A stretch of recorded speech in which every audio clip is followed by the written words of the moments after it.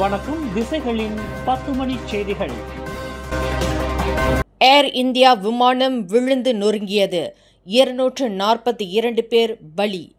India Gujarat மாநிலம் அகமதாபாத்தில் உள்ள சர்தார் வல்லபாய் பட்டேல் அனைத்துலக சர்வதேச விமான நிலையத்திலிருந்து 242 பேருடன் புறப்பட்ட ஏர் இந்தியா விமானம் விபத்துக்குள்ளானது. இதில் 242 பேரும் பலியானதாக அஞ்சப்படுகிறது.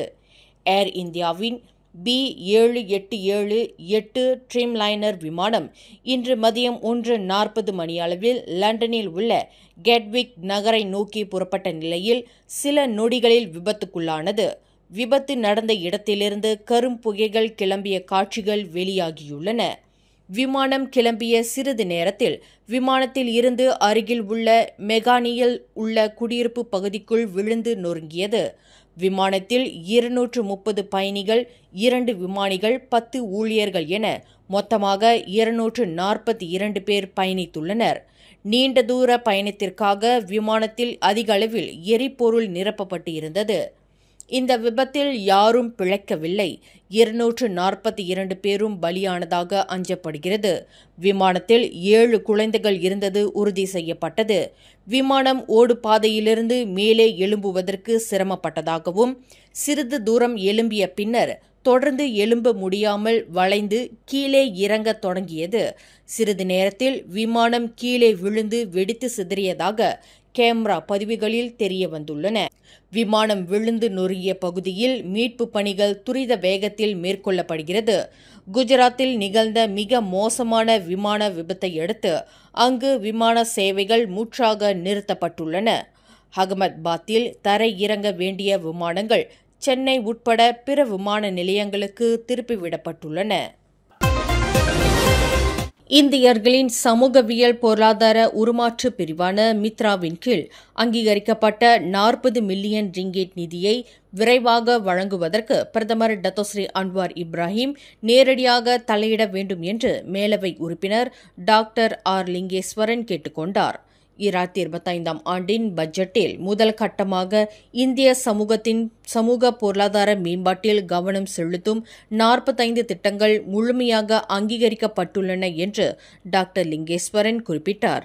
இந்த திட்டங்களானது கல்வி, திறன் பயிற்சி, தொழில் முனைவோர் மேம்பாடு மற்றும் பெண்கள் தொழில் மேன்மை உள்ளிட்ட பல்வேறு உயர்தாக்க முயற்சிகளை உள்ளடக்கியுள்ளன. இவை ஒப்புதலுக்காக காத்திருக்கும் விண்ணப்பங்கள் அல்ல. மாறாக இந்த 45 திட்டங்களும் மதிப்பீடு செய்யப்பட்டு அங்கீகரிக்கப்பட்டு முறையான அரசு சாரா நிறுவனங்கள், பயிற்சி மேற்பார்வையாளர்கள், சமூக மேம்பாட்டு சகாக்கள் ஆகியோருடன் கூட்டாக இணைந்து அதிகாரப்பூர்வ ஒப்பந்தத்தின் வாயிலாக கையெழுத்திடப்பட்டவையாகும் என்று டாக்டர் லிங்கேஸ்வரன் சுட்டிக்காட்டினார். ஆனால் இன்று வரை ஒரு சல்லிக்காசு கூட வழங்கப்படவில்லை என்று டாக்டர் லிங்கேஸ்வரன் இன்று ஒரு அறிக்கையில் தெரிவித்தார். இந்த தாமதமானது விண்ணப்பதாரர்களிடையே குழப்பத்தையும் ஏமாற்றத்தையும் ஏற்படுத்துகிறது மட்டுமல்லாமல் திட்டமிடப்பட்ட திட்டங்களை செயல்படுத்துவதையும் பாதித்துள்ளது என்றும், மித்ரா மற்றும் ஒற்றுமை அரசாங்கத்தின் மீதான பொதுமக்களின் நம்பிக்கையை குறைத்து மதிப்பிடுவதற்கும் உட்படுத்தியுள்ளது என்றும் டாக்டர் லிங்கேஸ்வரன் சுட்டிக்காட்டினார். 2025 ஆண்டுக்கான சமூக பொருளாதார மேம்பாட்டு திட்டத்திற்கான விண்ணப்பங்கள் கடந்த ஆண்டு டிசம்பர் 2 திறக்கப்பட்டு இவ்வாண்டு ஜனவரி 5 மூடப்பட்டதையும் அவர் விளக்கினார். அந்த காலகட்டத்தில் பல்வேறு நிறுவனங்கள் நிபந்தனைகளை பூர்த்தி செய்து தங்கள் பரிந்துரைகளை சமர்ப்பித்தன. பின்னர் அவை விரிவான மதிப்பீட்டு செயல்முறைக்கு உட்படுத்தப்பட்டு இறுதியாக அதிகாரப்பூர்வ அங்கீகாரத்தை பெற்றன. இந்த விண்ணப்பங்கள் திறக்கப்பட்டு 6 மாதங்கள் கடந்துவிட்டன.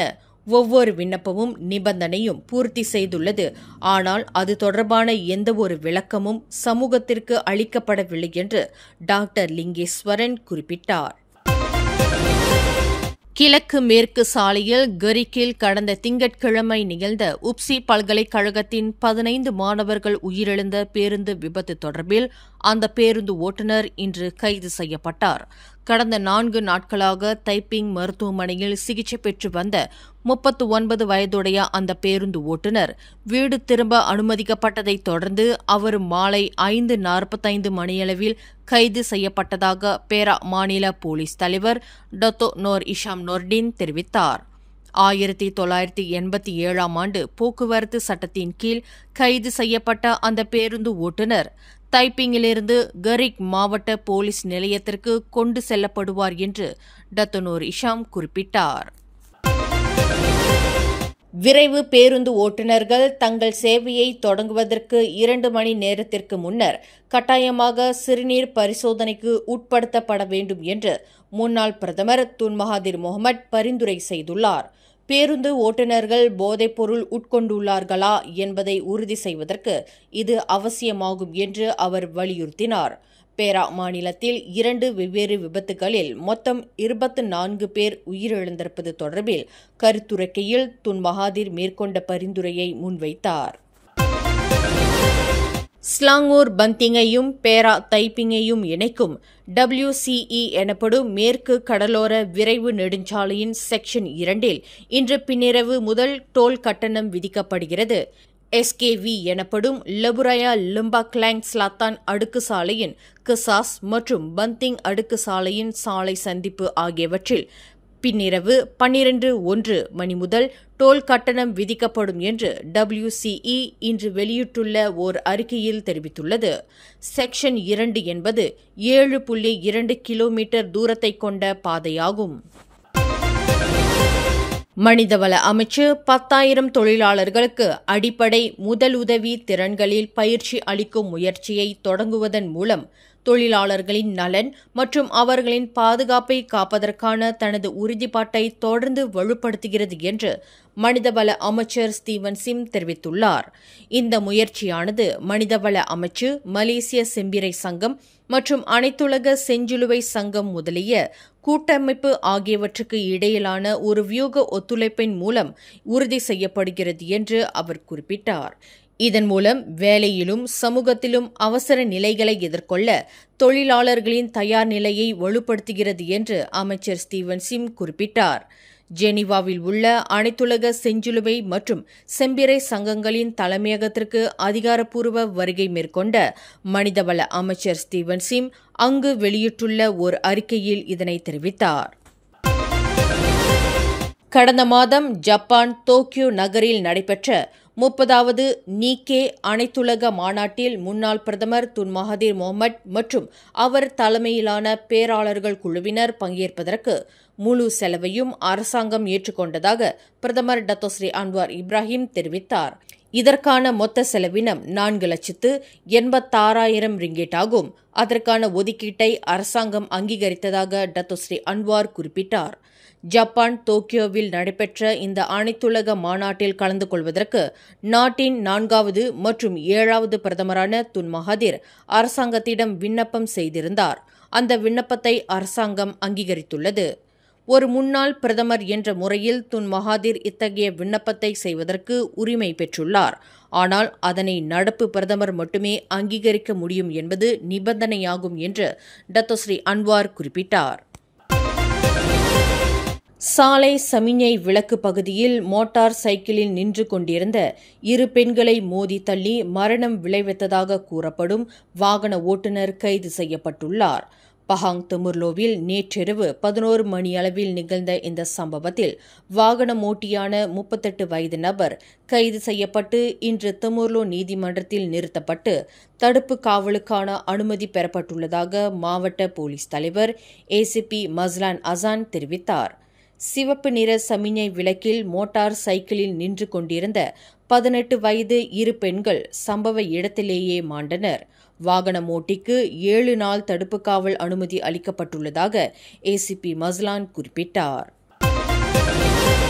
பேருந்து விபத்தில் உப்சி பல்கலைக்கழகத்தைச் சேர்ந்த 15 மாணவர்கள் உயிரிழந்த சம்பவத்தை இழிவுபடுத்தி கருத்து வெளியிட்டு இருக்கும் ஆசிரியர் ஒருவருக்கு எதிராக கல்வி அமைச்சு கடும் நடவடிக்கை எடுக்கப்பட வேண்டும் என்று அம்னோ உச்சமன்ற உறுப்பினர் முகமது புவாட் ஜர்காஷி கேட்டுக்கொண்டார்.